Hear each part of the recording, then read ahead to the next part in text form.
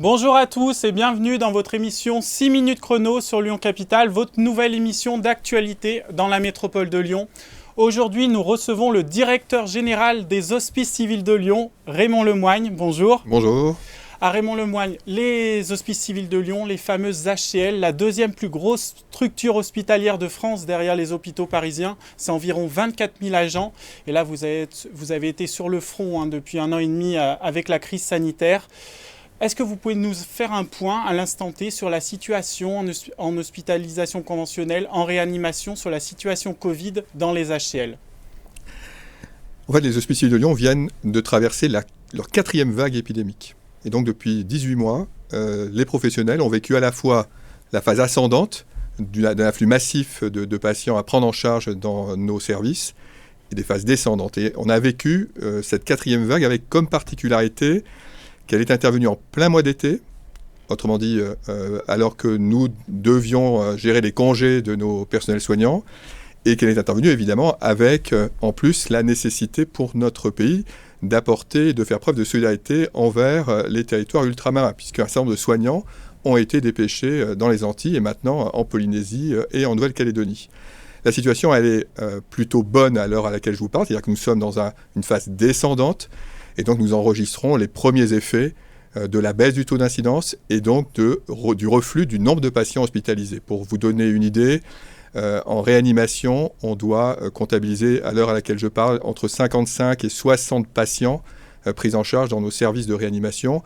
Et lors des 3 précédentes vagues, on est monté jusqu'à 150, 170 patients hospitalisés dans les services de soins critiques aux Hospices Civils de Lyon. En gros, par rapport aux 3 premières vagues, notamment la deuxième qui a été très forte dans la région Auvergne-Rhône-Alpes, on est à 3 fois moins de patients en réanimation? Exactement, 3 fois moins, mais avec des changements significatifs, notamment dans la moyenne d'âge des patients pris en charge, puisque là on est dans une moyenne qui est désormais inférieure à 60 ans.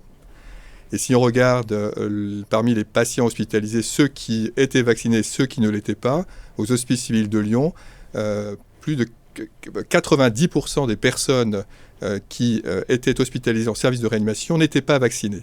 Ce qui est un signe assez significatif. Et les 10%, on les explique essentiellement par le profil particulier des patients qui sont pris en charge. Il y a des patients très fragiles, quand bien même auraient-ils été vaccinés, et qui ont été contaminés par le nouveau variant qui a circulé tout cet été.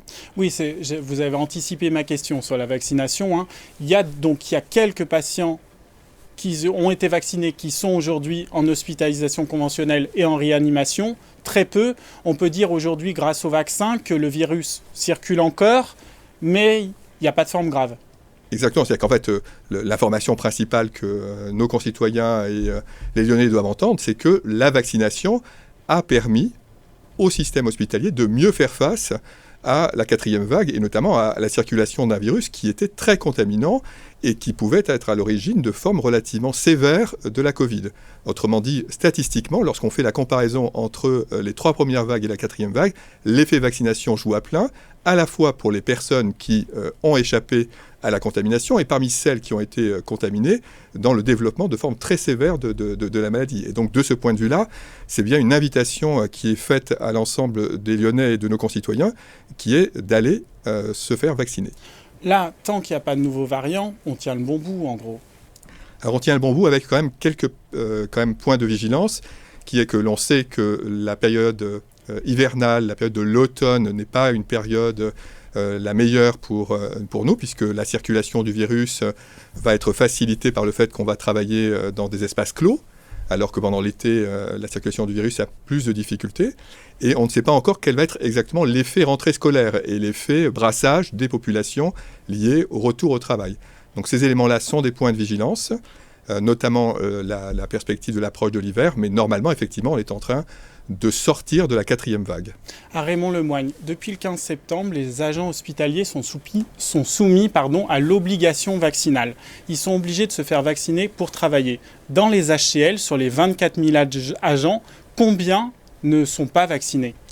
Alors à l'heure à laquelle je vous parle, nous avons engagé une mesure de suspension, c'est-à-dire pour les agents qui, de façon délibérée, très claire et confirmés refusent de se faire vacciner pour 72 agents.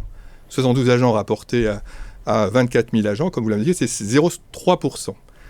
Il y a encore des dossiers en attente, c'est-à-dire des personnes pour lesquelles nous les interrogeons, nous les recevons, nous leur rappelons les obligations qui sont les leurs, et on estime que nous ne pourrons pas dépasser, nous ne dépasserons pas les 1% de personnes. Et ça, c'est vraiment le maximum du maximum de personnes qui ne respectent pas l'obligation vaccinale. Donc comment ça se passe? Vous les recevez en entretien individuel? Vous essayez de les convaincre? Comment ça marche? C'est-à-dire que depuis qu'on sait que l'obligation vaccinale va s'appliquer à la date du 15 septembre, ou à tout le moins que le schéma vaccinal aura dû être démarré par chacun de nos agents, ils ont depuis le début du mois d'août un certain nombre de rappels par courrier, rappels par SMS, rappels par entretien, rappels par échange avec leur encadrement de proximité, et puis un dernier entretien qui se déroule depuis maintenant le 15 septembre, et on leur rappelle c'est quoi les conséquences d'une mise en suspension. La suspension, c'est bien une suspension de traitement.